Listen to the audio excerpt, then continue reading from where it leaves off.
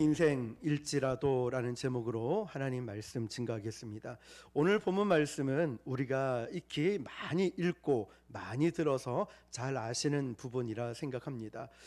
그런데 오늘 말씀을 저는 묵상하면서 베드로의 그 실수, 베드로의 그 넘어짐, 후회하는 인생이었죠. 그렇지만 베드로는 후회하는 인생으로 끝나지 않고 하나님 앞에, 주님 앞에 다시금 쓰임받는 사명자로 일어서게 됨을 봅니다.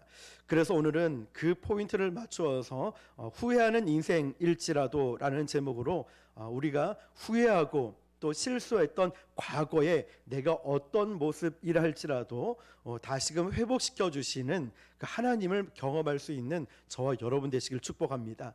자, 여러분, 베드로를 생각하면 어떤 느낌이 드십니까? 일반적으로 베드로 하면 다혈질적이다, 이렇게 생각합니다. 어쨌든 다혈질이 나쁜 건 아니죠. 다혈질은 자기가 맡은 일을 굉장히 열정적으로 열심히 잘하는 사람이죠. 성경에 나오는 이야기가 아닌데 그런데 베드로에 대해서 설명을 이렇게 하는 분이 계시더라고요. 베드로가 그렇게 열심히 일을 했던 이유 가운데 하나는 그가 예수님의 말씀에 집중하기보다는 때로는 이 베드로가 말귀를 제대로 못 알아들어서 그렇게 열심히 했을지도 모른다라고 어떤 목사님 설교에 이런 이야기를 합니다. 예수님께서 제자들을 모아놓고 12 제자들에게 이렇게 말씀하셨죠. 너희가 나를 따라오려거든 자기를 부인하고 자기 십자가를 지고 나를 따를 것이니라. 그런데 베드로가 말귀를 제대로 알아듣지 못하고 자기를 부인하고 그랬는데 를자를 빼고 자기 부인하고 왔다는 거예요. 자기 부인하고 따라다녔다라고 말합니다. 자, 이게 웃긴 얘기인데, 어쨌든 중요한 건 이거예요. 베드로는 어떤 성격이고 어떤 기질의 소유였는지를 설명하기 위해서 그냥 주님 말씀이면 무조건 움직이고 따라하기 위해서 끝까지 말을 듣지 않고 그런 열정을 나타내고 있죠. 그런데 오늘 보면 베드로가 통곡하고 후회하는 이 모습을 보면서 우리는 두 가지를 생각할 수 있습니다. 한 가지는 어떻게 하면 나도 후회하지 않는 인생을 살 것인가. 또 한 가지는 만약 내가 살아온 그 인생이 후회하게 되었다면 포기하지 않고 다시 한번 하나님 앞에 우리가 어떻게 쓰임받을 수 있을까입니다. 오늘은 두 번째, 이 후자에 초점을 맞춰서 내가 실패하고 후회하는 인생이라 할지라도 하나님 앞에 다시 한번 회복되고 쓰임받을 수 있을까에 초점을 맞춰 은혜를 나누도록 하겠습니다. 베드로가 오늘 예수님을 부인하는 장면이 나오는데요, 우리 69절을 한번 읽어볼게요. 시작. 베드로가 바깥들에 앉았더니 한 여종이 나와 이르되 너도 갈릴리 사람 예수와 함께 있었도다 하거늘. 아멘. 아멘. 한 여자가 와서 베드로에게 이렇게 말합니다. 너 예수와 함께 있었지 않았냐? 그런데 이 말이 베드로의 배신의 시작이었습니다. 왜 베드로는 이 말을 듣고 예수님을 배신했을까요? 성경에 보면 예수님을 따라다녔죠. 3년 동안 예수님을 따라다녔던 베드로가 얼마나 자랑스러웠겠습니까? 그래서 늘 예수님과 함께 다녔고 많은 사람들이 그 당시 예수님은 슈퍼스타였기 때문에 사람들이 막 몰려오면 베드로가 안 됩니다, 가세요, 여기까지 오지 마세요 이러면서 막 질서정연하게 하고 마치 보디가드처럼 수행원처럼 이렇게 예수님이 가는 길들을 예비하고, 아마 베드로의 입장에서는 내가 예수님 이 슈퍼스타를 모시고 가는 최고의 제자다 하며 어깨에 힘도 들어가지 않았겠습니까? 그러니까 예수님이 기적을 행하시고 병자들을 고치시고 이런 와중에 베드로는 예수님이 너무너무 자랑스러웠던 것입니다. 그런데 오늘 한 여인이 베드로에게 나와서 네가 예수와 함께 있었도다 라고 말하는데, 이 베드로의 마음에는 이제는 이 예수님이 자랑스럽지 않고 자신의 인생에 수치처럼 느껴졌다는 겁니다. 저는 이런 생각이 들었습니다. 먼저 부모 입장에서 보면 잘 나가는 자식이 있죠. 잘된 자식을 보면 얼마든지 자랑스러워할 수 있어요. 저 아들이 내 아들이다, 저 딸이 내 딸이다, 내 자녀가 이렇게 좋은 대학을 갔고 이런 대기업에 취직을 했고 사업도 이렇게 잘하는데 저 내 아들이야, 내 딸이야. 얼마나 자랑스러울까요? 자녀 입장에서도 보면 우리 부모님이 굉장히 사업을 크게 잘하고 계시고 유명한 분이라면 야, 우리 어머니가 누군지 알아? 우리 아빠가 누군지 알아? 이러면서 자랑하고 싶은 마음이 들겠죠. 그런데 내 마음에 그런 자랑거리가 아닌 자식이 있거나 자랑거리가 될 수 없는 부모가 있을 때는 우리에게 어떤 마음이 들까요? 그러나 진짜 진정한 관계는 부모님이 자녀들이 무엇을 해서가 아니라 존재 자체의 사랑과 우리는 관계를 느낄 수 있죠. 수치스럽고 부끄러움에도 불구하고 그게 내 자식이고 내 부모입니다 라고 이야기를 당연히 할 수 있어야 되죠. 그런데 오늘 말씀의 베드로를 보니까 수치스럽게 느꼈던 주님을 배신하고 있는 베드로, 이것은 우리에게 그렇게 바람직하지 않은 모습을 보여주고 있습니다. 그런데 여러분, 우리 인생에 힘들고 고난이 오고 어떠한 일로 우리가 수치스럽게 느껴질 때도 우리가 주님 앞에서 내가 목사인 것이, 내가 권사고 집사인 것이 부끄럽지 않아야 진정한 목사이고 권사이고 또 집사이지 않을까요? 주님이 나에게 무엇을 해 주셔서가 아니라 내가 교회의 크고 작음의 문제가 아니라 하나님 앞에서 내가 부끄러움 없는 직분자로 있는 것, 이것이 진정한 직분자의 모습 아니겠습니까? 우리가 세상을 살아가면서 내 인생의 새로운 순간, 내가 원하는 일들이 이루어지지 않는 그 순간에도 내가 믿고 따랐던 주님, 그분이 어떤 분인지를 고백할 수 있어야 되는데, 오늘 말씀에 나오는 베드로는 예수님을 수치스럽게 생각하고 있다는 사실이죠. 우리가 인생을 살다 보면은 잘 될 때도 있고 잘못될 때도 있습니다. 영광스러울 때도 있고 수치스러울 때도 있지 않겠습니까? 그런데 우리의 믿음은 영광스러울 때만, 잘 나갈 때만 그것이 드러나는 것이 아니라 내 인생이 때로는 밑바닥에 허우적거릴 때가 있고 내 인생의 위기 가운데 있을 때도 우리는 우리의 믿음이 나타나야 되는 줄 믿습니다. 우리는 우리의 열정과 우리의 생각을 가지고 예수님을 배신할 때가 참 많이 있습니다. 우리에게 정말 중요한 것은 내가 가지고 있는 열정, 그 열정이 우리가 최고이다, 좋은 줄만 알았는데 오히려 그 열정이 예수님을 배신할 수 있다는 것, 우리가 그 열정 때문에 잘못될 수 있다는 것도 깨닫게 됩니다. 지난주에 나누었던 말씀과 같이 내가 예수님의 십자가를 가르고 있는 건 아닐까, 나의 이 열심과 열정으로 누군가에게 상처를 주며 누군가에게 아픔을 주며 예수님의, 하나님의 그 사랑을 내가 가로막고 있는 건 아닐까.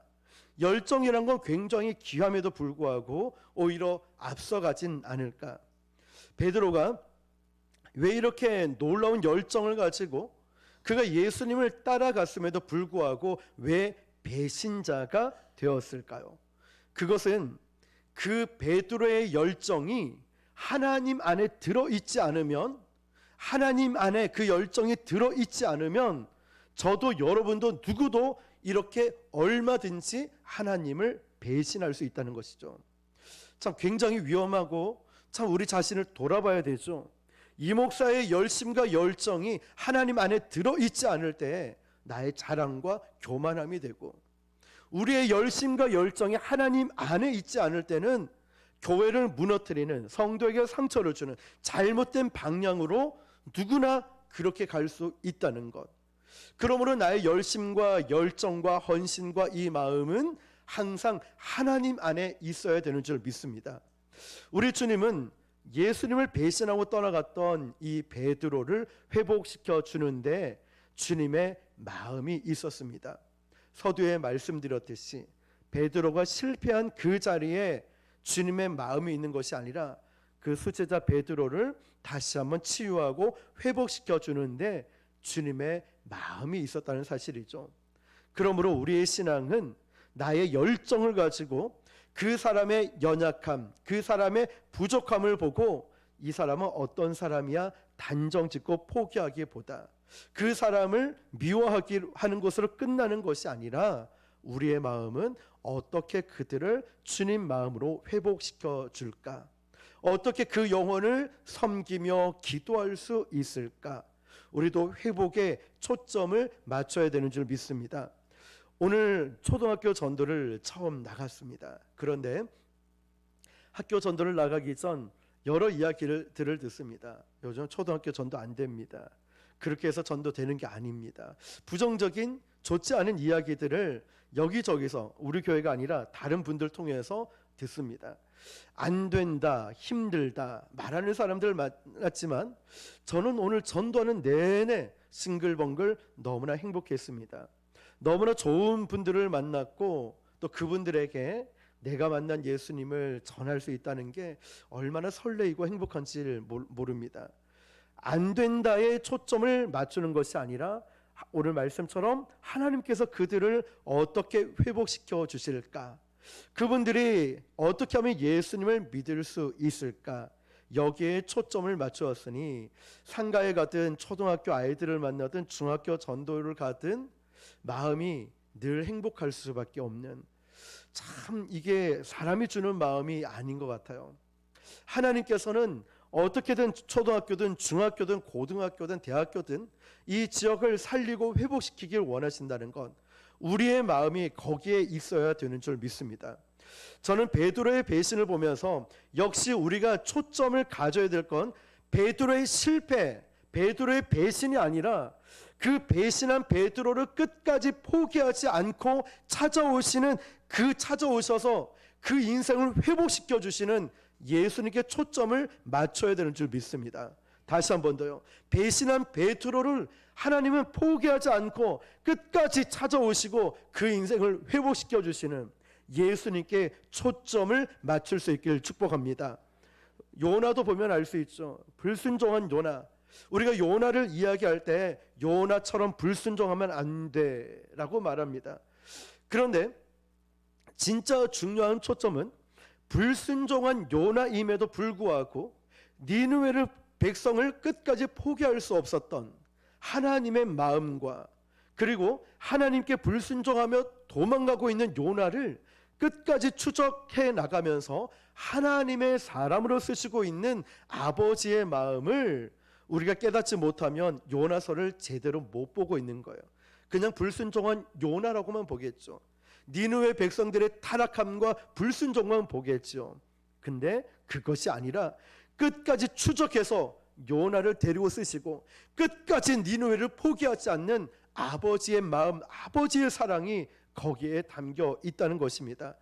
베드로가 자신을 순교할 때 십자가에 거꾸로 매달려 죽을 수 있었던 가장 큰 이유 중 하나가 그가 주님을 배신했던 그 마음이 너무 아파서 통곡했던 그 베드로의 아픔 때문에 나는 예수님과 동일하게 십자가에 달려 죽을 수 없습니다.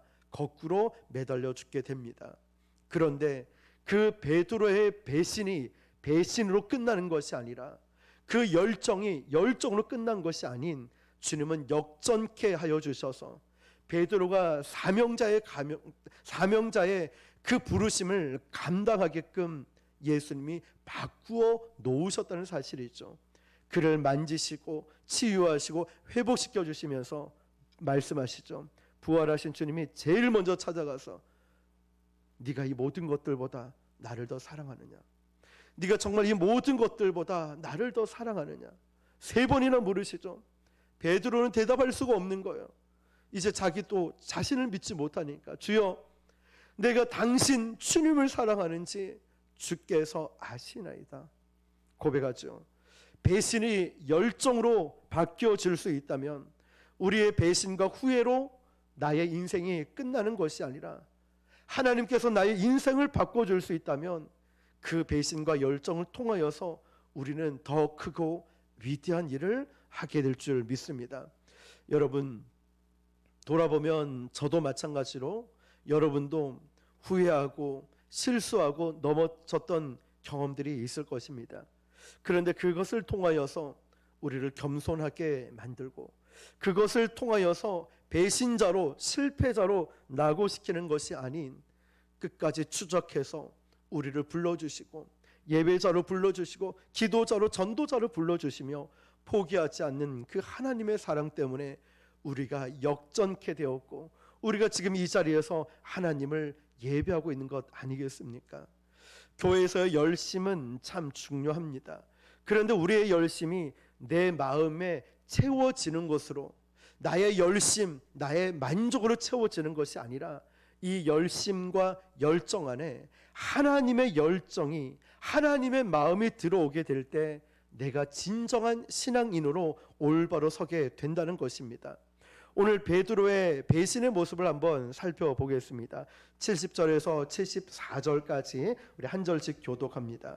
제가 먼저 교독하겠습니다. 베드로가 모든 사람 앞에서 부인하여 이르되 나는 내가 무슨 말을 하는지 알지 못하겠노라 하며 안문까지 나아가니 다른 여종이 그를 보고 거기 있는 사람들에게 말하되 이 사람은 나사렛 예수와 함께 있었도다 하매 베드로가 맹세하고 또 부인하여 이르되 나는 그 사람을 알지 못하노라 하더라. 조금 후에 곁에 섰던 사람들이 나와 베드로에게 이르되 너도 진실로 그 도당이라 내 말소리가 너를 표명한다 하거늘 그가 저주하며 맹세하여 이르되 나는 그 사람을 알지 못하노라 하니 곧 닭이 울더라. 아멘. 베드로가 3번 부인했죠, 여러분. 근데 첫 번째는 뭐라고 부인하죠? 그냥 부인하며 이르되. 두 번째는 맹세하고 부인하며 이르되. 세 번째는 저주하며 맹세하며 이르되. 똑같이 그냥 부인한 것이 아니라 점점 강하게 부인을 하고 있습니다. 베드로가 왜 이렇게 강하게 부인을 했을까요? 세 번째는 심지어 예수님을 저주하고 맹세까지 합니다. 그런데 왜 이렇게 말을 했을까요? 세 번째 사람이 뭐라고 얘기하냐면 73절에 보니까 사람들이 나와 베드로에게 이르되 내 말소리가 너를 표명한다 하거늘. 영어 성경에 내 말소리가 너를 표명한다 이 부분을 찾아보니까 한마디로 이렇게 표현되고 있습니다. 말에 악센트가 있다고. 표명한다는 것은 내가 말할 때 어떤 특징이 있다는 거예요. 악센트가 있다는 거예요. 그러고 보니까 예수님의 고향은 베들레헴에서 태어났지만 예수님은 갈릴리 근처의 나사렛이라는 곳에서 사셨습니다. 그리고 베드로도 갈릴리 사람인 거죠. 그러니까 예수님이 하는 말이나 베드로가 하는 악센트, 억양은 거의 비슷하다는 거죠. 그런데 예를 들면 같은 고향 사람이라고 흥분하지는 않았을 거예요. 자세히 보면 사람들이 뭐라고 하냐면 네가 말하는 것을 보니까 너 예수님과 같다라고 이야기를 한 거예요. 단순히 악센트라는 말이 아니라 네가 하는 말투가, 네가 하는 말이 꼭 예수님처럼 말을 한다라는 표현이죠. 그러니까 쉽게 표현하면 너를 통하여서 예수님의 흔적이 있다라고 말하는 거예요. 예수님이 십자가에 달려 돌아가신 그 예수님과 함께했던 3년 동안 그 인생의 황금기가 지금은 십자가를 지시기 전 예수님의 모습을 보면서 베드로는 수치스럽게 느껴지는 거예요. 내 몸에서 예수님 냄새가 난다고? 예수님의 그런 모습이 나타난다고? 그러니까 베드로가 저주하고 맹세하여 나는 그 사람을 알지도 못한다고 말합니다. 다시 말하면 베드로의 삶에서 예수님의 흔적을 지우려고 하고 있는 거예요. 우리도 맹세할 때 보면은 내가 뭔가가 자신이 없거나 두려울 때 이것을 커버하려고 맹세해. 그것은 사실 두려움의 모습이죠. 만일 우리가 하나님 뜻대로 진실하게 살아간다면 맹세할 필요가 있겠습니까? 말씀대로 살아가면 되는 것인데. 그런데 베드로가 지금 자신의 인생에서 두려워서 그는 그 두려움 속에서 저주하며 맹세하며 말합니다. 그때 닭이 울었습니다. 베드로는 그 인생의 최고 후회스러운 시간을 접하고 있죠. 74절과 75절에 조금 더 쉽게 풀어 쓴 메시지 성경에 보니까 이렇게 되어 있습니다. 그러자 베드로는 너무 두려워서 저주하며 말했다. 나는 그 사람을 모르고 바로 그때 수탉이 울었다. 베드로는 수탉이 울기 전에 네가 나를 3번 부인할 것이다 라고 하신 예수님의 말씀이 생각났다. 그는 밖으로 나가서 하염없이 흐느껴 울고 또 울었다. 베드로가 예수님의 말씀이 생각나서 밖에 나가서 하염없이 울었답니다. 하염없이 울었대요. 저는 이 말씀을 그냥 우리 성경을 볼 때는 통곡하며 울었다. 그런데 이 메시지의 성경을 보면 밖에 나가서 예수님 말씀이 생각나서 밖에 나가서 하염없이 울고 또 울었다. 이 말씀이 계속 마음에 와닿는 거예요.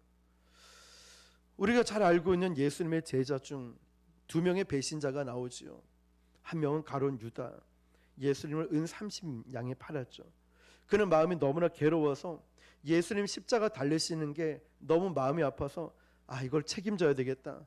밖에 목매달아 죽지요. 그런데 베드로는 네가 달기 울기 전에 3번 나를 부인할 것이다. 이 말씀이 생각나서 그 말씀이 너무 마음이 아파서 예수님 십자가 돌아가시는 그게 너무 마음이 아파서 밖에 나가서 하염없이 울고 또 울었다는 거예요. 베드로가 통곡하며 울었다는 거예요. 여러분, 우리에게 필요한 것은 이런 눈물 있는 인생이 아닐까 싶습니다. 정말 주님의 십자가, 주님의 그 고통들을 기억하고 생각할 때 나에게 과연 그 눈물이 있는가? 나는 주님의 그 십자가, 나는 베드로처럼 3번이 아니라 3000번, 30,000번도 더 부인했는데 나는 하염없이 울고 또 울었을까? 그 말씀이 생각나서 나는 내가 억울할 때, 내가 손해볼 때, 내가 화가 날 때는 울었지만 예수님을 생각하며 울고 또 울었을까? 우리는 내 힘으로 해결하려다가 끝나는 인생이 아니라 하나님, 제가 제 인생이 너무 비참합니다. 제 인생에 너무 실수가 많고 내 힘으로 뭔가 해결되지 않으니 저 이제 어떡합니까? 하나님, 제가 이런 존재입니다. 하나님 앞에서 하염없이 눈물을 흘리고 통곡할 수 있다면 하나님은 그 인생을 하나님께서 바꾸어 주실 것입니다. 후회할 수밖에 없는 우리의 연약함 너무 많아요. 이 말씀을 준비하면서도 너무 후회스러운 일들이 너무 많습니다.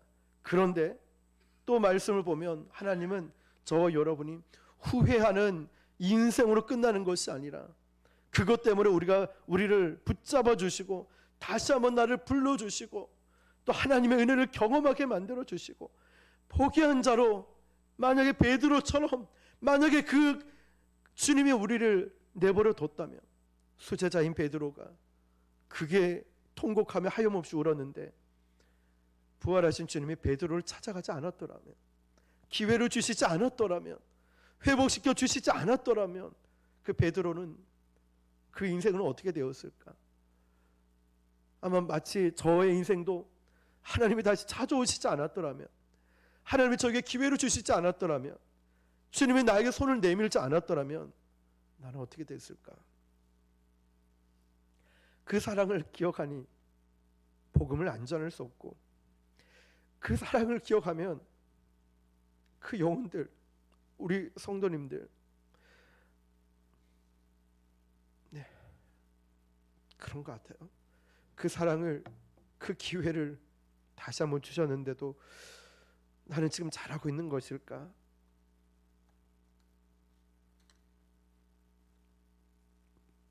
하나님 포기하지를 않으세요. 늘 우리를 붙잡아 주시면서 다시 한번 또 불러주시고 또 불러주시면서 내가 이만큼 너를 사랑한다고 말씀하시는데, 그렇게 말씀하시는 주님 앞에 우리가 복음으로 살아가는 것, 우리 교회 성도들 품고 아프면 저도 아프고 기쁜 일 있으면 저도 기쁘고 그 영혼을 사랑하는 그 마음이 제가 갖고 싶어서 되는 것도 아닌 이 마음이 그나마 저는 너무 하나님께 감사한 부분인 것 같아요. 그것 때문에 소망을 품고 살아갈 수 있는 이유기도 합니다. 베드로처럼 우리는 더 많이 주님을 부인하고 아무렇지도 않게 살아왔는데 하나님은 우리를 한 번도 포기하지 않고 우리를 붙들어 주신다니 얼마나 감사한 일일까 생각해 봅니다. 베드로가 통곡하여 울었고 그때 예수님은 십자가에 달리셨습니다. 여러분, 저도 여러분도 혹시나 후회하는 삶이 떠오르고 내가 왜 그랬을까라는 자책하는 마음이 느껴지고 또 때로는 실수한 부분들을 느껴진다면 이제는 후회하는 그것으로 끝나는 것이 아니라 이제는 눈을 들어서 말씀의 초점을 후회한 우리를 끝까지 추적해서 찾아오셔서 잡아주시고 붙들어 주시고 베드로에게 네가 이 모든 것들보다 나를 더 사랑하느냐 부르시는 그 마음, 또 저와 여러분의 열정 안에 나의 열심으로만 채워지는 것이 아니라 하나님의 열심에 있어서 우리 모두가 정말 주를 위해 정말 후회하지 않는 인생 다시 한번 기회 주시는 주님 앞에 우리의 모든 것을 걸고 주님 바라보며 살아갈 수 있기를 주님의 이름으로 축원합니다. 기도하겠습니다.